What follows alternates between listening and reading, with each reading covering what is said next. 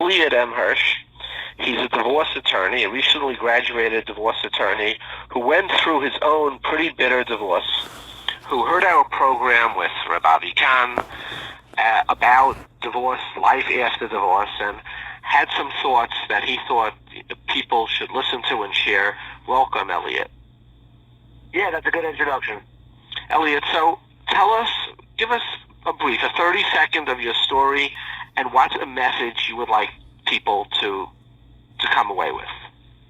Well, people should understand that when it comes to Hilchas Gittin, the laws of Kfiyah in Halacha are extremely broad and complicated. It's not as people are under the false assumption that if you just put a gun to someone's head or beat him up, that's considered a pasul get.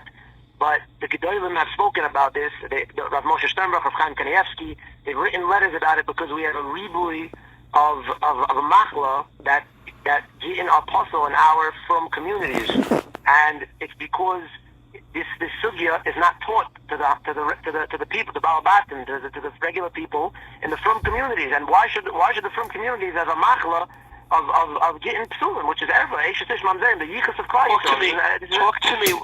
A get kafli means, the way I know the Tashbats, is you threaten to throw the guy in jail. You say, we're going to throw you in jail, we're not going to let you out if you don't give a get, right? Is that what's happening? Are judges throwing guys in jail unless they give a get? That happens in Eretz Yisrael where it's a problem. I wasn't aware that happens in America. So in America, there's tons of ladies who will take their husbands to secular court without a heter arkais and open up a case for divorce. Now, according to Halacha, everybody knows, it's a mefurish in the Torah, a yid is not allowed to take another yid to court, and it's considered like you're serving idols. It's avodah zarah. And so much so that all the mefarshim, the achronim, the rishonim, they all bring down that you're considered like a meister. You're a retzeach. You have a din retzeach on you. We're even allowed to kill you. And the problem is that, I don't know if you know this, but in divorce, the numbers are 9 out of 10 divorces, it's the woman who initiates it. This is even by the goyim. This is a statistic. That's the numbers. It's a statistic. It's been studied. The ABA put it out. So in 90% of the cases, a man is not going to be the one who initiates the divorce. It's going to be the woman. And when she does that, if she doesn't go to Beis Din, or if she does go to Beis Din but she's not happy, she'll go to secular court, open up her proceeding there, and now you have a serious problem of getting Ma'usa al Yidei Koyes. Because anytime a guy now is in court, we can't say that he's giving the get with his whole free heart. Even though he says the words Reitzani, whenever a man says Reitzani, it's just a formality. It's a boilerplate language. The halacha does not look at his words. The halacha looks at the situation. The halacha looks at why is the guy giving the get? Well, let's look at the circumstances behind it.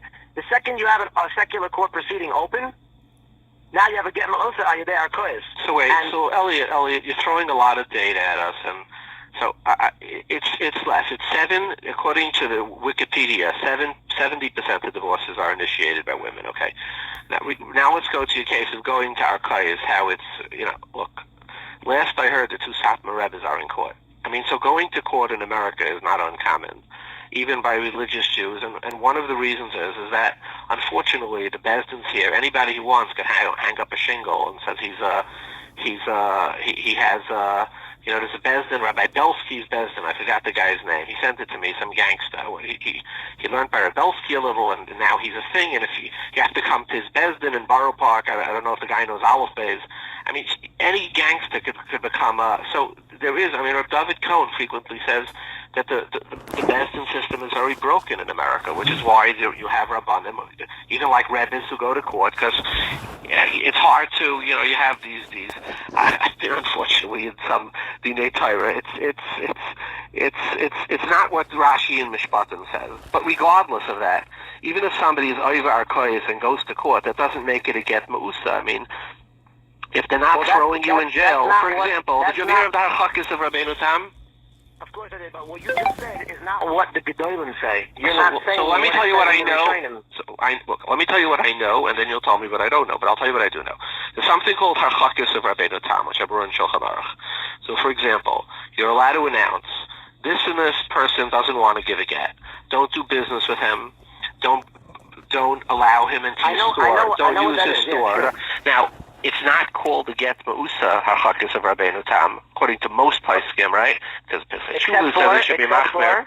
Except for the Chazon Ish. The Chazon Ish says it is considered kfiyah. I understand, but there's a huge body of poskim before the Chazon Ish. Rabbeinu Tam lived 900 years ago, 800 years ago. Fine, okay, 100%. The Shulchan Aruch brings halachic to Rabbeinu Tam. So there's always, so my point is, there's always somebody, and if there's practically there's a tzad in the Gemara that you could make shchita from the tail. Right? Now, somebody's going to shecht from the tail because he says, I'm going to be Saimach on this child of the Gemara. You would say, look, I'm sorry, that's not real. So, there's somebody, the Shulchan Aruch brings Halachic Rabbeinu Tam. There's no real standing paisik. I can't imagine who's going to say, because there's a shita that Halachic Rabbeinu Tam aren't allowed, it's going to have a din of a get ma'usa. So I'm saying a get ma'usa has to be really very narrow. You know what I mean? The Tashbatz narrows it very clearly to what it is. So I would like to know, what are these courts saying that you're saying Paiskim are saying there could be a problem of a get musa? Fine. So everything you said about the Chokester Tam has nothing to do with a get musa al yedei kois. The Chokester Rabbeinu Tam has absolutely zero to do with a lady opening up a secular court case against her husband. All the Chokester are, as you know, not giving the guy covered, not burying him in a cemetery, not doing business with him. That's pretty extreme. Hello, not saying to the whole town, nobody go to his store, put him out of business, don't bury him. I think it even says don't bury his kids, right?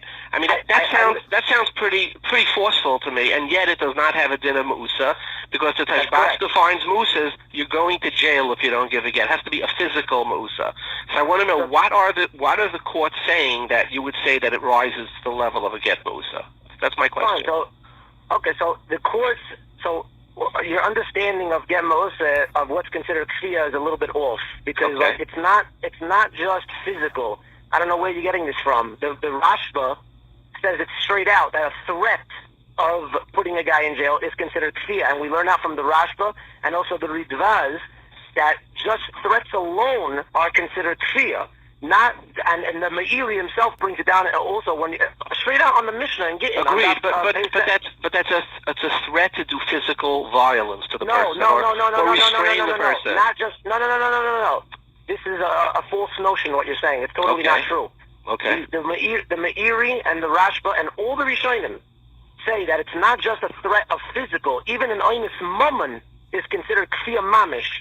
Mammon is actually one of the strongest types of kfiyah. If they tell the guy, if you don't give a get, we're going to penalize you and you have to pay X amount of money, that is an absolute kfiyah get most shaloikidin based upon the Rashba, and he brings it based upon the Gemara and Daf Yud Dalet and Gittin that we see on Yud Dalet on the base, that's considered just a threat of money alone is considered a kfiyah. So all you got to do is open up a Meiri on the Mishnah and Gittin, and you'll see that he said, and the Ritva also brings it down in Kedushin on Daf Nun. You know that Gemara talks about a guy who goes to Eretz Yisrael and he sells his land. It's a famous Gemara.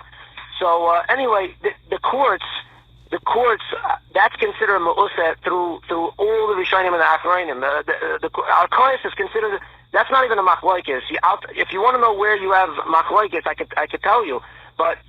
A lady going to secular court, and I want to mention also this other thing you said about everybody going to court, and that it's a very common thing in America, that a lot of people go there. You said the two Samarovs are in court. But I think we both could agree, just because someone does something doesn't make it right. If a woman goes to court, right, let's just say, you mentioned two things. You said women are going to court, right, and I say, look, big rebbes go to court, right, the rebbes are both in court, right?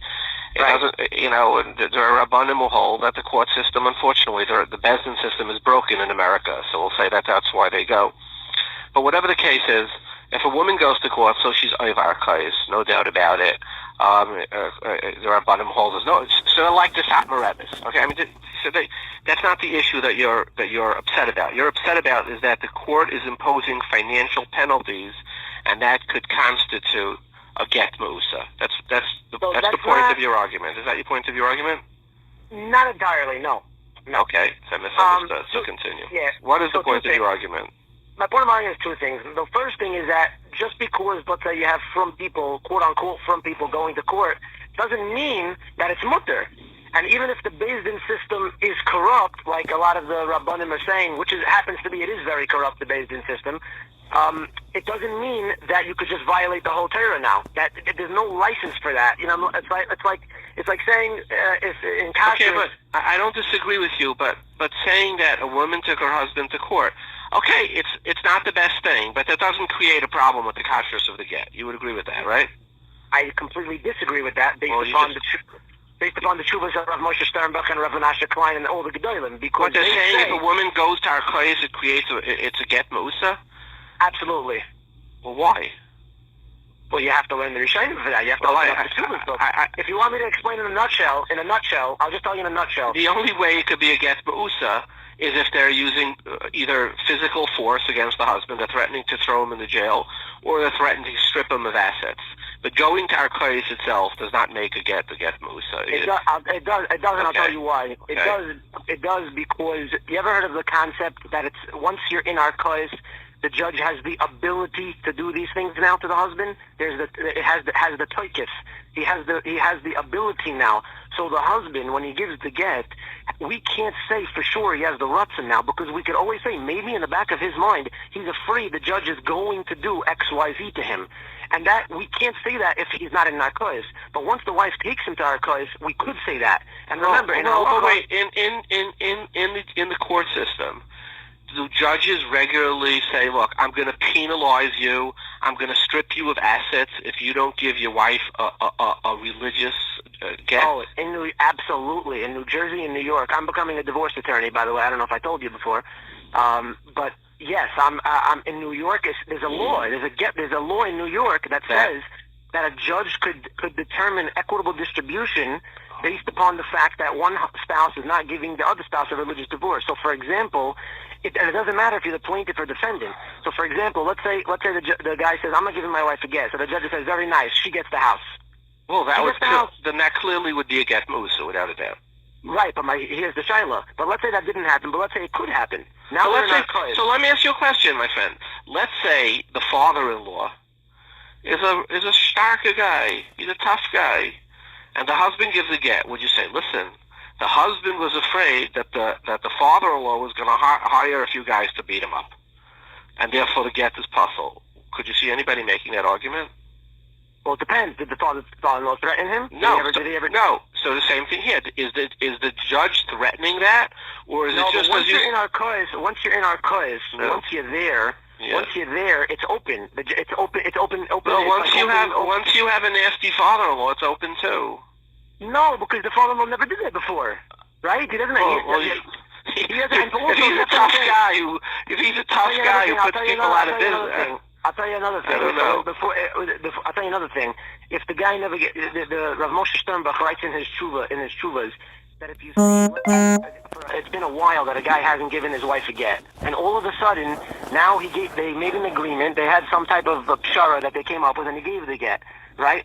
And for many years he didn't give the get. So you see, there's an umdana now over here that he's giving the get because of this item over here.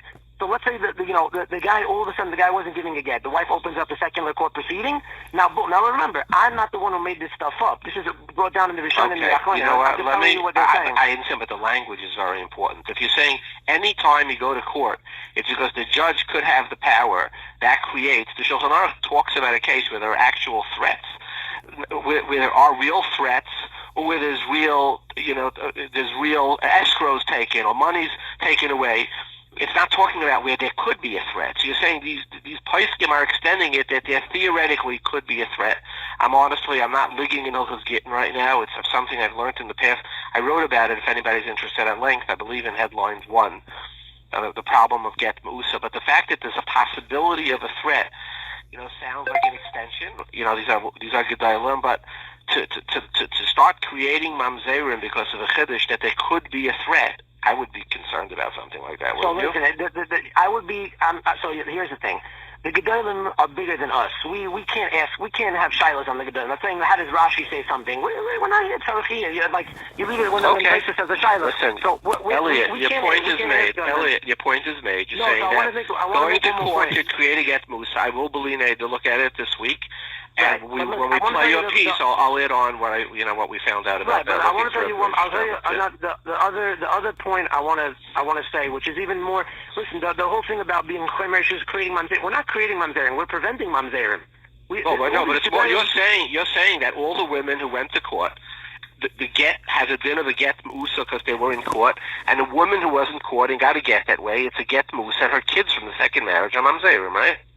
That's what a lot of gedolim say this. I'm just telling you. I'm showing you the chiddush, right? That yeah, it's not you're in an really area where there could be a threat. We should be worried. We should be very makpid on making sure the women don't put themselves in these types of situations. That's what really we should be focusing on, not on the gedolim who said we're creating mamzerim. Elliot, shouldn't we also be concerned about husbands who aren't giving gittin for extended periods of time? Should we be worried about that too? We should be worried about what the Torah tells us to be worried about. I'll tell you like this. There's two sides of the story. You're asking a great. This is the best question you asked me so far. A guy separated from his wife. He doesn't give his wife a get for a very long time, right? Now the question is why. Did the lady, was she a tzaddikus? Did she do everything right? Did she never take him to court? Did she never play games with the kids and all this stuff? Now you have to look at both sides of the coin. So in the famous case of Mosalai, right? You know Mosalai. You heard of that? Right. Yes. Well, you could be you could give a get Musa, right? By Mosalai, all the Shulchan Aruch paskins you cannot do kriya, and if you do, the get's puzzle. And Rav Moshe Sternbach codifies that. I don't think there's any gadol in the world today in today's times who will say that you could do a kriya by a Mosalai case. Rav Moshe Sternbach paskin this way, and he's even. Excuse me, I'm not linking this. Doesn't the Rambam say by Mosalai you could be kaifan a get? Sure, and if you look at the side of the Rambam, I'm saying, does the Rambam say that? By Mosalai, the Rambam says you could do kriya, and if you open up the Tzitz Eliezer, you know the Tzitz Eliezer? Yes. So he says on that Rambam that it has to be that the lady is like an oinus when she says Mosalai. It's not even so clear, because he says, and that's number one, that she has to be like, it's against her nature. Like, you know, if you feed someone food, he'll vomit from it. If I feed you something that you can't eat, you'll throw it up. He goes, that's how it has to be, the level of Mosalai, even according to the Rambam, who we don't paskin like. That's the Tzitz Eliezer's kiddush. But I'm saying that we don't paskin like the Rambam. Which, by the way, when there's enough hate between husbands and wives, that's very possible, right? Oh, listen, I'm not a therapist. I'm not a psychologist. I'm just telling you what the Tzitz Eliezer says. You're probably better than me on that one. But I'll tell you like this: the real problem, in my opinion, is the point where you have rabbis who are being misader gittin and you're skipping. You're skipping. I asked you a question. What about the problems? You're saying we have to be very concerned about maybe in the court system that there's an implied threat. And I'm asking you, do we have to be equally concerned, or seriously concerned? I shouldn't say equally. Do we have to be seriously concerned about husbands who keep their wives? We had a husband here on the program, a girl whose husband said he will not give her a get until she's not capable of having kids anymore. And I think it's like 8 or 9 years already. She's an aguna. We've had her on a number of times. Do we have to be concerned about women like that too? We have to be concerned about all problems in Klal Yisrael. Everything equally, right? We have to be concerned about the kids on drugs. We have a big drug problem these days. We have to be concerned about people, going off the derech, and we have so many problems. I'm talking about in the realm of gittin. You're saying that when women are taking their husbands, women taking their husbands to court, and I'm asking you, is it possible, because since women have so little power in gittin, that is why they're taking their husbands to court. And if the judge is indeed forcing through money, so then clearly it creates very big shilas depending on how it's done. There's all kinds of shittas in the paiskim. There's a Ranach who says story that if the woman, grabs money and says to the husband, look, I stole money from you, I'm not going to give you back the money until you divorce me. Right. So the Shulchan Aruch, I don't remember the Shulchan Aruch, but the paiskim say that in that case it's not a get musa, because let him not get his money back, right? Yeah, it's a piskei tshuva, yeah. So my point is that these are very complex halachas, but equally as important, isn't it?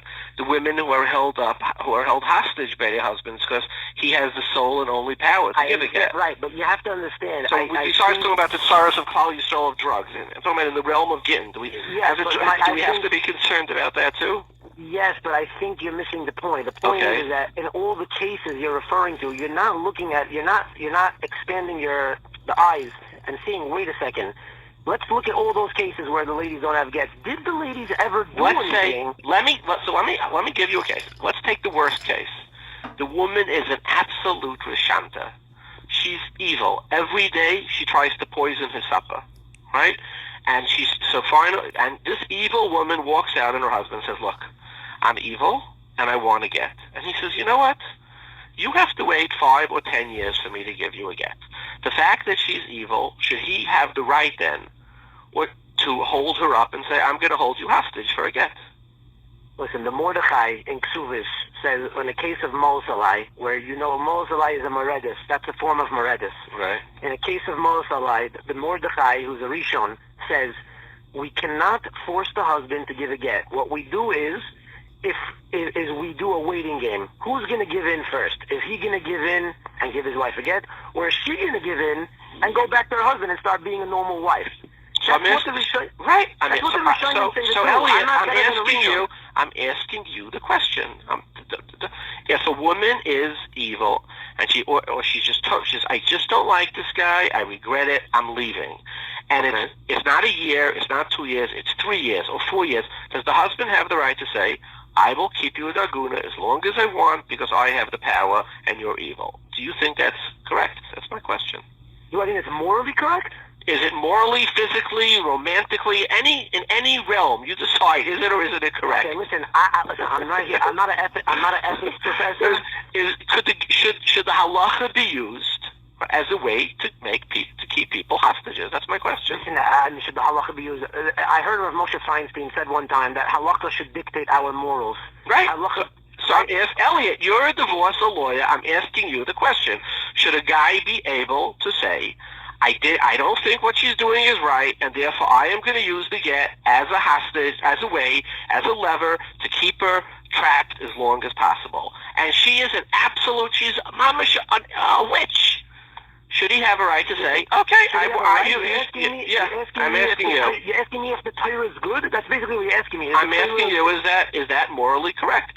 I don't have the goal to say that Torah is good or bad. I'm telling you what the halacha says. The halacha says that the guy could, if he wants to give in and give it to her, he can. If he doesn't want to, then he doesn't have to. And if she wants to give in and go back to him, or they could just live separately.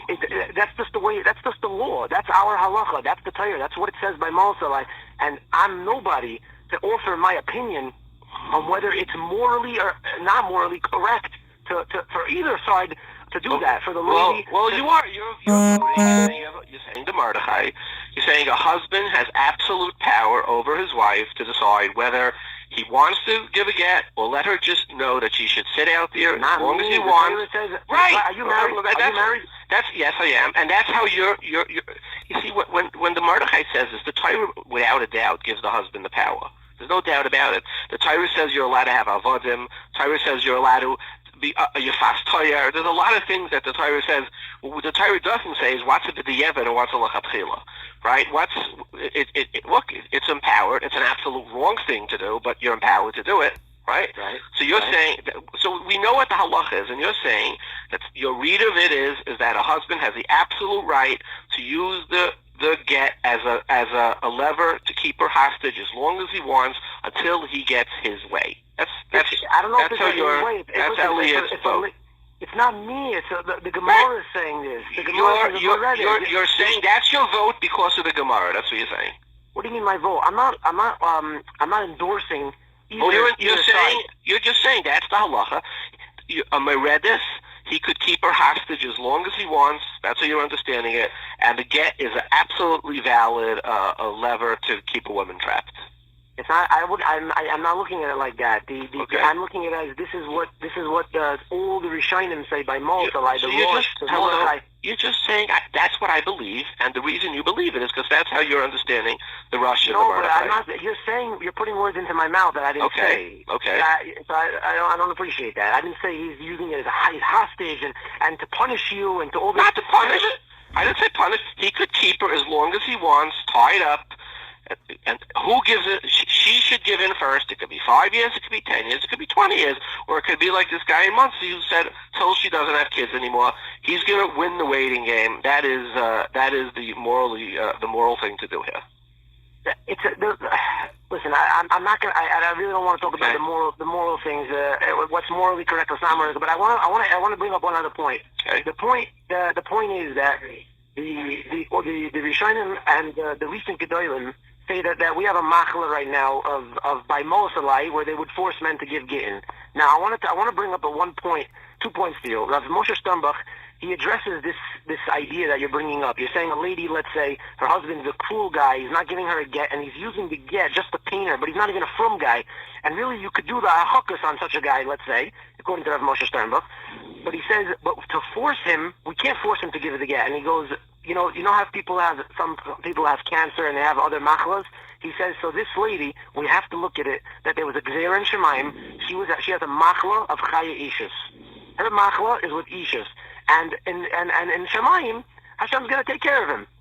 But for us to go do a get ma'usa to this guy, God forbid that we should be doing such a avera to be ma'aber mamzer in Yisrael. And that would, remember, that's only in the case where the guy happens to be wrong in that situation, and really he's chayav to give her the get, and he should be giving her the get, and she didn't do anything wrong. She didn't take him to Arkos and all that stuff.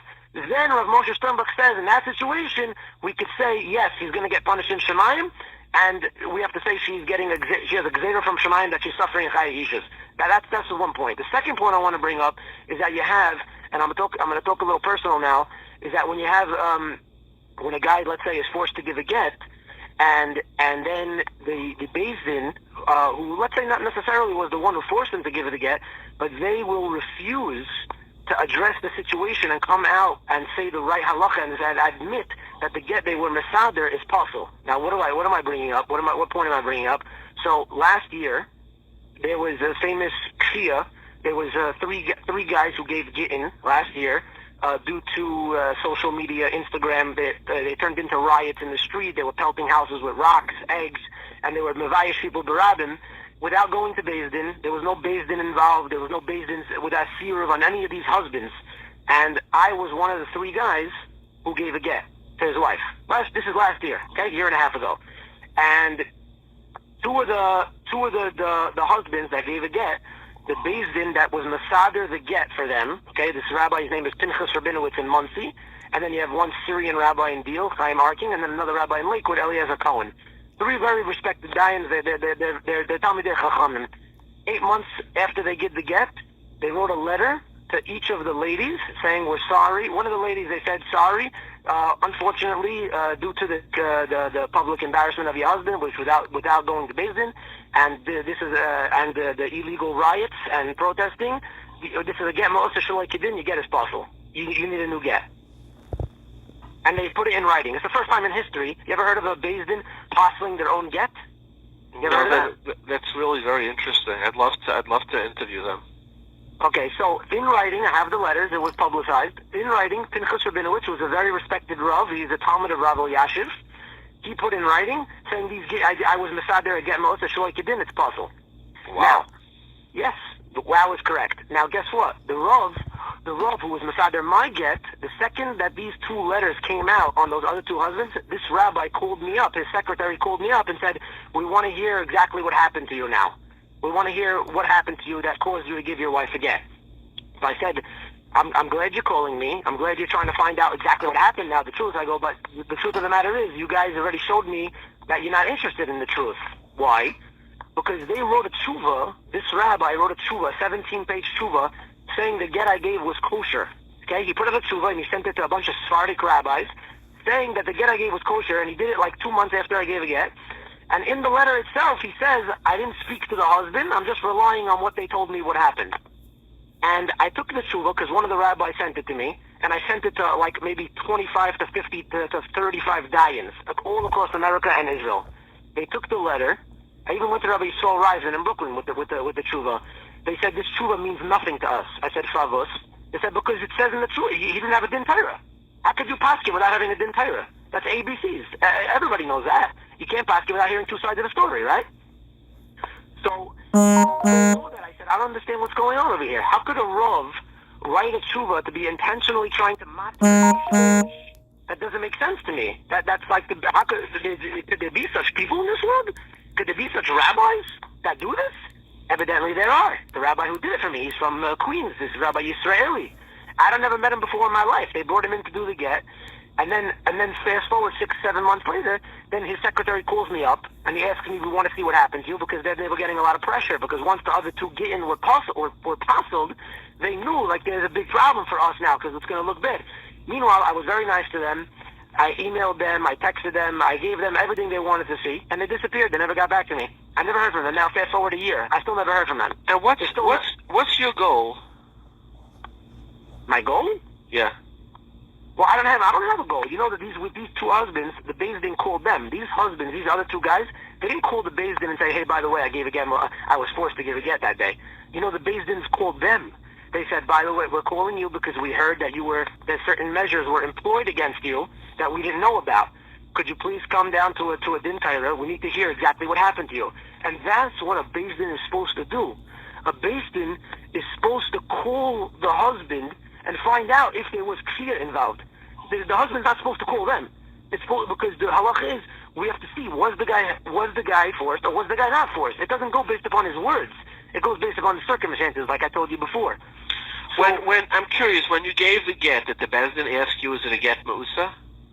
So that's a great question you're asking, and of course they asked. Now it happens to be I was pressured during the actual get proceeding, and I happened to record it also. And you could hear one of the people over there telling me, "Give it, say the words, say the words, say the words." But even if that didn't happen, of course the Beis Din's going to ask, and of course a man is not going to. If a guy's being forced to give a get, he might not say he's being forced when he gives the get. The halacha, if you open up Shulchan Aruch, says straight out that a get meusa is when the husband says the words, "I'm giving it willingly." It's when he doesn't say that he's being forced. That's what a get meusa is. A get meusa shaloi kedin is when the husband says, "I'm giving it willingly." That's exactly what a get meusa shaloi kedin is. Because if he's being forced, he's obviously not going to bring it up. Imagine I put a wiretap on you, and I tell you I put your kids in the car, and I lock them up, and I have a bomb on them. I tell them, walk into Beis Din, don't tell them a word about anything. If I hear anything, I'm just saying, so your Beis Din did ask you whether it's a get meusa. They asked me, "Are you being forced, and are you giving it of their own free will?" Of course they asked me. And what did you say? I said I'm giving it on my own free will, only if they get rid of, if they keep their word to me. Rabbi Elzeri and Harry Ajmi, these two people who were involved, they promised me they were going to get rid of the riots and all the protests and all that stuff. Why were there protests and riots? I'm curious. The people got very, they went nuts. It was all on Instagram. There was like thousands and thousands of people going crazy. And then they went to this other guy's house. What happened? What happened was there was another guy in the Syrian community who didn't give his wife a get for 17 years. So his wife went on Instagram and riled up the people, and they went to his house and threw rocks and eggs at his house. There was basically 1,000 people at his house for 2 consecutive nights, and the police did nothing, NYPD. And then he got arrested. Shomrim helped arrest him. They did some type of plan. They convinced his wife. They coerced his current wife, his second wife. He also got remarried, by the way. That was another reason why the people went crazy, because he had a second wife. So how did he have? How did he take a second wife if he didn't give a get to the first wife? He got an Ashkenaz Rov from Brooklyn to be Masada Kedushin for him. But on what grounds? He got a heter nisuin. He's Sephardic. He doesn't need a heter merabanim. If his wife went to secular court, she stole his. Once the lady's in Meredes, the Takanas Rabbeinu Gershom doesn't apply. I know you know that. Rabbeinu Gershom's Kairey doesn't apply to a Meredes. There's other cases too. There's a lot of shittas that say, but Makam Mitzvah also doesn't apply. The whole Rabbeinu Gershom. So how long were you separated before you gave the get? Like how long were you? 3.5 years. You were separated, and you wanted to get back together again? I would have. Yeah, I would have. And she didn't want. Correct. And do you think it's right to use the get as sort of like a weapon to say, look, you're never going to get married if you don't come back and live with me? Do you know that, first of all, my wife was suing me in secular court without a heter for the past 5.5 years. I'm just asking you. Do you think I'm asking you. I'm going to answer your question right now. Right. According to a lot of poskim, it's usher It's usher. Now listen very closely what I'm about to tell you. It's usher for a man to give his wife a get when she's taking him to secular court, because it's automatically a get mosa al yidei arklais. You told me that already. You said that already. So right. So no, but I'm going to tell you, Rav Menashe Klein says it in Chelik Yud Daled of his Mishnah Halacha. Right. That it's usher. It's usher for him to get. Somebody came to him. They said, Rabbi, I want to give my wife a get. I want to give my wife a get, and she's torturing me in the courts. I just want to get rid of her. The Beis Din's ready to be misada to get. What do I do? You know what Rav Menashe told him? He told him, it's usher for you to do this. You do not go and do it. You're not allowed. So, what did you want from your wife? What did I want? It's not a matter of what I want. She was suing me in secular court. I can't do anything. What am I supposed to do? I can't give her a get. I'm not able to. You would have been willing to give her a get if she would have dropped the secular lawsuit. I told her a million times, get out of secular court. I still tell her till today, get out of secular court. She won't get out. Even till today, get out of secular court. She won't do it. What could you do if a lady doesn't want to keep the Torah? What are you supposed to do? They told her a million times. Rabbi David Lichtenstein, he said, you're not going to be in court anymore, I promise you. Once you give a get, she's going to be out of court. She didn't do it. What am I supposed to do? Now remember, you were speaking about the tshuva of Yisrael inspector. That's a whole separate problem of get betos, by the way. When they tell you certain things are going to happen and they don't happen, and the husband gives the get, if he speaks it out at the get, if the husband says at the get, oh, I'm giving the get because such and such is promised to me, even if you don't do it with a Tanai kafel and anything with a Tanai, the get is considered like a Tanai now. And Rav Moshe Feinstein even says that. So you're talking about like the biggest, Rav Moshe Feinstein, nobody argues with him. Right. So you have the biggest gedolim in the world, the biggest rabbonim, the people that we follow, the people that all the from the Eden go basar after these rabbonim. They spent their lives writing about this. Rav Moshe Feinstein has a bunch of tshuvas on this sugya about the get betos. There was a story in Toronto, the father-in-law that promised the guy, you give a get, we'll give you a civil divorce. And then the father-in-law, the shver, wouldn't do it. So Rav Moshe wrote a letter to him. It's in Siman Chelik Daled of Even HaEzer, Siman Kuf Tet Zayin, I believe. And he says to him, you're causing us crazy tsaros over here because you're playing around with Eishes Ish. Your daughter is now going to be an Eishes Ish because even though you didn't do it Be'ilchas T'nai, you're violating what they promised him. There's an Anan Sadi over here. And you're violating it. Now the get's going to be batal because of you. You share. And so he wrote a letter to the rabbi. He said, "Go, please help us over here. He's causing us a lot of pain. We got to get for his daughter, and now he's ruining it for us."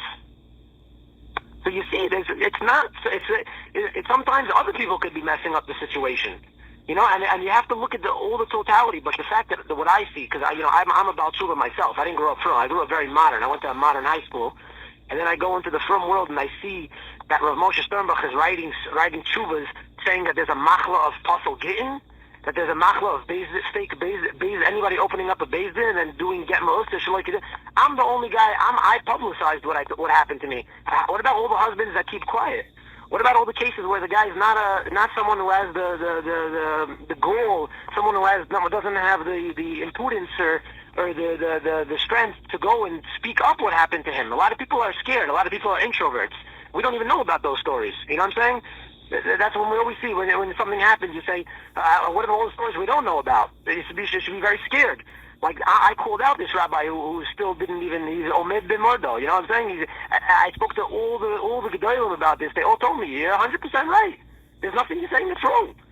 Everything is true." And like Rav Avi Khan said on your last year, Rav Chacham Ovadia and Rav Menashe Klein, and the Rishonim, all the Rishonim say this, that if a guy gave a get, that there's a problem with the get, it's usher to keep quiet. And if you do, you're ushered hu lisen adin. You're going to pay for it in the next world. It's a major avera. It's a major, huge avera. And if someone gave a get, and it's a problem get, and you don't speak about it, you have a major problem. It's a major avera. So that's what I'm seeing is yes, it's a crazy story what happened, but the crazier side is that you have... So you got forced because you were in court and you were afraid the judge was going to put you in jail or something? Is that it? There was so many kriyas on me. And the kriyas, I told you, there was riots, protests, embarrassment in public. What's the avera of embarrassing another yid in public? I understand, but that's hard to say that's not worse than our Halacha of Rabbeinu Tam, right? No, they say Halacha Rabbeinu Tam. You keep bringing up the Halacha Rabbeinu Tam, but listen, the Gedolim talk about this. The Rashba says busha is considered. It's funny you mentioned that. That's why the Chazon Ish says that Halacha Rabbeinu Tam is considered kfiyah.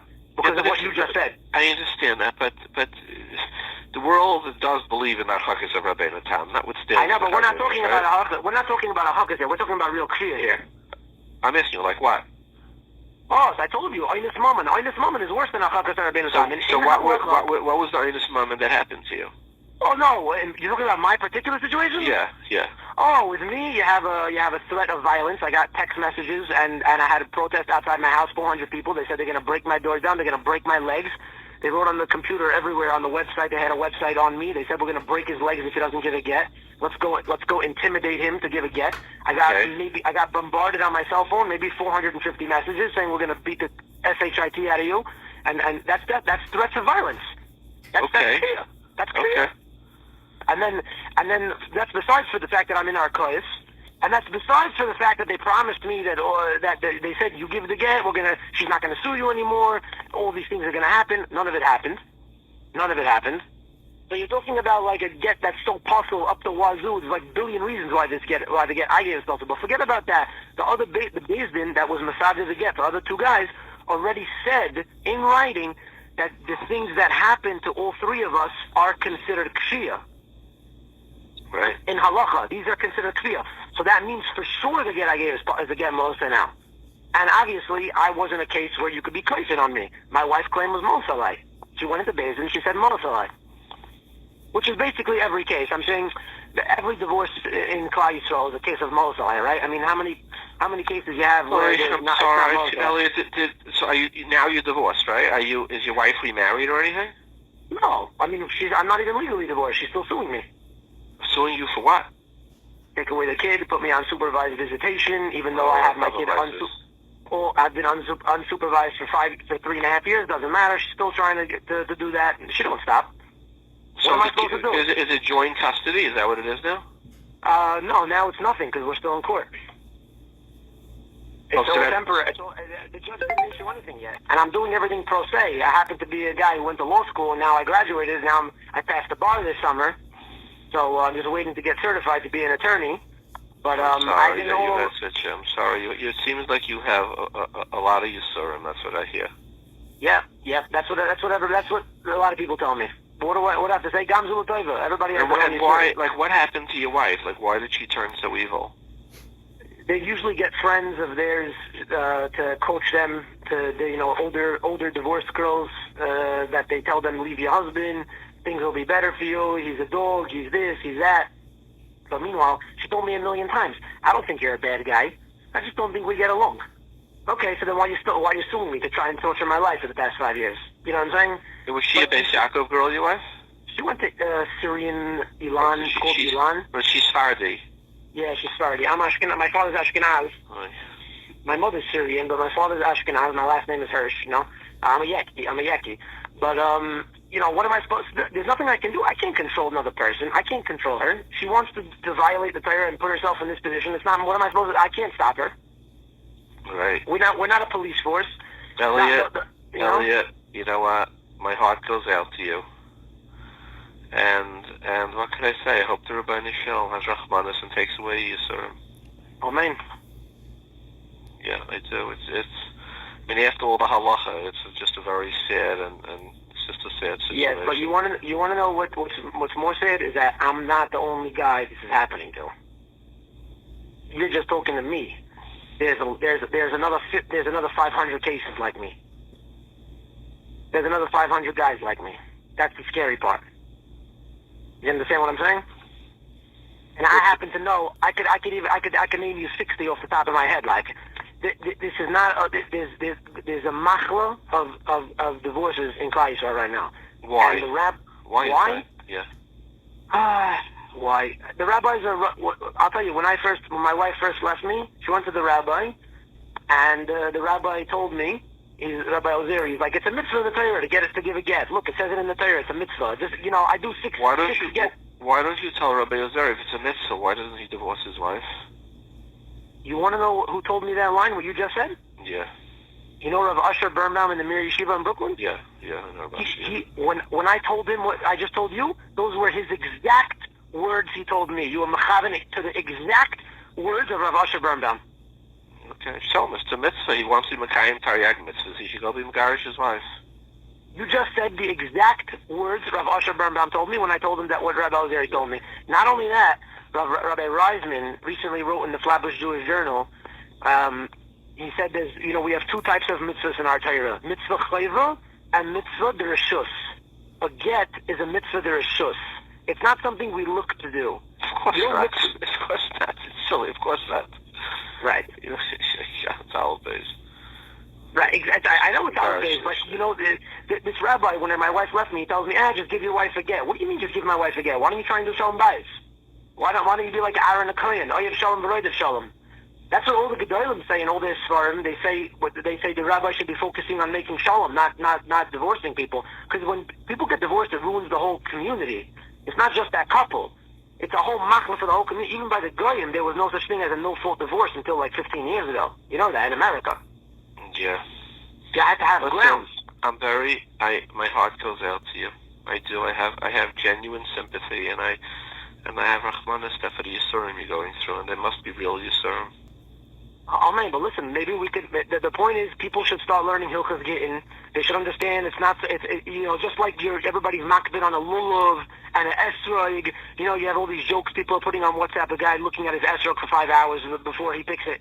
You're talking about this is baby stuff compared to someone marrying a girl who has a get. That could be problematic. Do you look into the get? Do you find out which Beis Din did it? Because Rav Chaim Kanievsky says anytime someone marries a grusha, he has to find out which Beis Din did it and if the husband gave it beratzon. You're talking about Eishes Ish Mamzerim over here. Right. Is your father-in-law a religious man? He wears a yarmulke. I think he goes to Daf Yomi. Is he religious? I mean, that's a very subjective term. So I'm not going to answer that question. It's a very subjective word. But he wears a yarmulke. They embarrassed me in public on a website without a Beis Din, without a siruv, without any haskama. There was a Syrian rabbi who told them they could do it, but that's because he's related to my wife. So he's Nogea B'Dover. And I had like 16 other rabbanim call him up and tell him what you're doing is Asa. They all told him what you're doing is Asa Deraisa. And he said, I don't care. Now he's going to care. Now he cares. Because now he realizes he's wrong. But the Shas Maisa, that's what happened. The point is, it's not just me that got these Yisurin. If we Can I say, is it fair to say that part of what you're saying is that when people get divorced, it's highly personal, and people often get mixed in without knowing what's going on? Is that part of your message? 100%. So Elliot, let me ask you one last question. At what point does an outsider say, listen, it's true I don't know who's right, I don't know what happened, but things just shouldn't last this long. Like, nobody should be able to hold a girl up for X amount of time. Like this girl who we've had on the program a bunch of times, I think twice, whose husband has kept her at Aguna for almost 9 years. I mean, I don't know, Beignai Loveno, it went on. I just know that. Aguna, did a Rav tell you she was an Aguna, or you're calling her an Aguna?